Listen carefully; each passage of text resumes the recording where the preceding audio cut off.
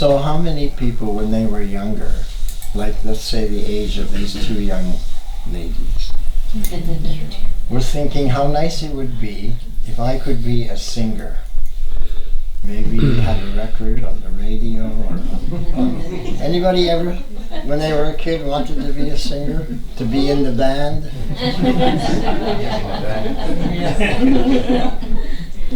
Because in the kirtan, you're part of the band, you're part of the group, you're the singer.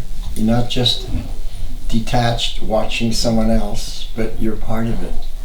So it's very inclusive. And it's a heart-to-heart, as I explained earlier, exchange and sharing. Of course, if a particular person has a blocked heart, then there may not be so much sharing from a particular person. Because we all know that as much as we put into something, that's how much we get out. So if I give a 10% of my energy to any particular experience, I'll get a 10% result. 50% get a 15% result. So I was always a firm believer, if I'm going to do something, I want to get 100% of the result, 100% benefit. And I reason like this, that it takes the same amount of time and the same amount of energy to give 10% as it does to give 100%. So the time and energy are the same, but the returning result is much greater. So, and the difference between people who do things half-heartedly, my mother used to say half-heartedly, which I guess she meant 50%, but maybe she meant 10%. And those people who do things wholeheartedly, is that the people who do things wholeheartedly, they're respected as being accomplished, and maybe expert, or maybe gifted, or creative. We have these different terms that we use to describe such people. But anybody can be like that if they give 100%, if they give wholeheartedly to anything. So, with this kirtan, but before I came to this path of bhakti yoga, kirtan yoga, I was a musician, and in the beginning I played classical music, classical violin, played in an orchestra, and I was quite good. I was in Canada, and at the Toronto Conservatory examinations at age 13, I got the silver medal for all of Western Canada. You know, someone else got the gold, but I thought silver wasn't bad.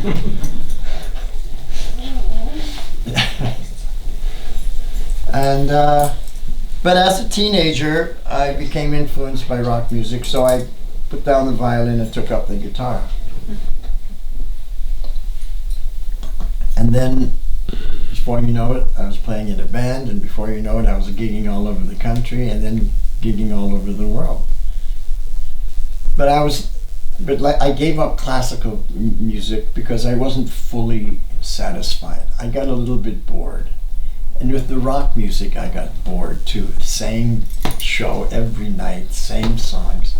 So then I got into blues. I became a blues singer and blues guitarist. That was also fun in the beginning, but again, I became bored. My mother always used to say to me, "You're not doing your best." She always used to say, "You're not doing your best." And women, they know these things. And she was right. I wasn't doing my best because I got bored after a while. It wasn't as exciting and as interesting as it was in the beginning. Once you become a little accomplished at something, then it's not, people say, "Wow, that was fantastic." Nothing. You know, it just happens by rote practically. And even one of the greatest British philosophers, he echoed what I was feeling. You know, he said, "I can't get no satisfaction." Sir Mick Jagger. Can you believe that he became knighted? Can anybody believe such a thing? I mean, even he didn't believe it. But anyway, he was right. He didn't get any satisfaction either from that. But when I came to this, and that's why I came to this, because there's got to be something better in life. So I came to this in the early 70s, and I felt fulfilled. So I've been doing this for